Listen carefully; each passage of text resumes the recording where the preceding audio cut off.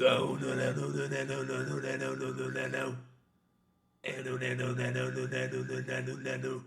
is up, everyone? I take pop culture and anime and I put them into EDH decks. If you haven't seen Dune Part 2, what are you, Dune? Anyway, spoiler-free summary by me is Kylie Jenner's boyfriend loves sand. He goes a little bit crazy and then he pops off. So our MTG commander is going to be Hazazon, Shaper of Sand. He's red, green, white for a human warrior 3/3 with a bunch of stuff.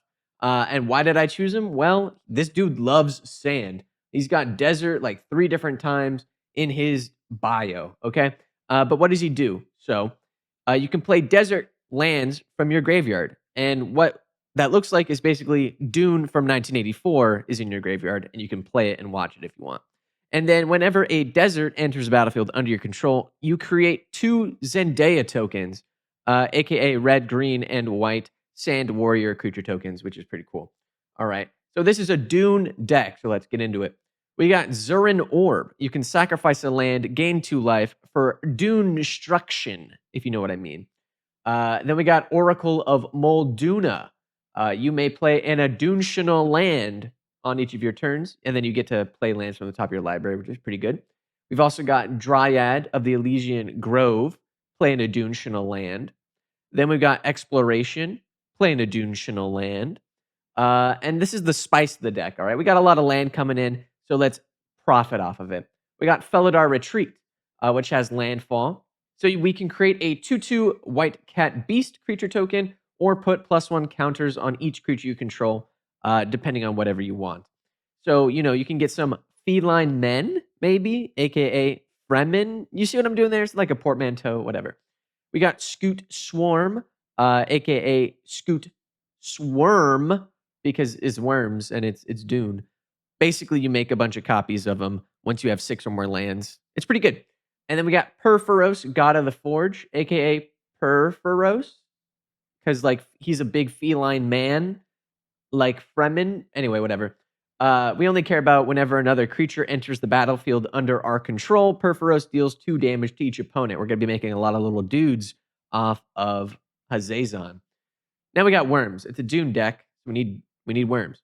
We got Greater Sandworm, aka Shai-Hulud. He's big. He's 7/7. Can't be blocked by little guys. He's pretty cool. Then we got Sandworm Convergence, aka Shai-Tulud, because you get a bunch of worms on your end step. And creatures with flying can attack you, which is really good. Flying creatures are so annoying. All right, so here's the battle plan. Follow me here, okay? We've got Hazazon, Shaper of Sand, aka Timothy Chalamet, all right? We have a Dune of the Dead, or any other desert, really, but this one is fun. We have Zurin Orb, or any of our sacrifice outlets for land. We're going to throw Dunes of the Dead into him. Boom. Gaining life, and because of Dune of the Dead, we're going to make a little zombie creature token. Okay. Then we're going to play that desert back with Hazazon, and then we're going to get 2 warrior tokens, aka the little Zendayas. Then we're going to have Perforos out already on the battlefield, and he's going to see all those guys come in, and he's going to do 6 damage to our opponents. Pretty good.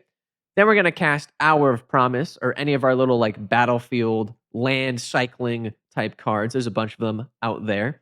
And we're going to get 2 deserts. Boom, boom. And then we're going to make a bunch more Zendaya tokens off of Hazazon. And then Hour of Promise says you make 2 black zombie creature tokens if you have 3 or more deserts, which we do. So now we're doing about 12 plus 6 damage, which is a lot. That's like 18 damage. That's basically half their life totals.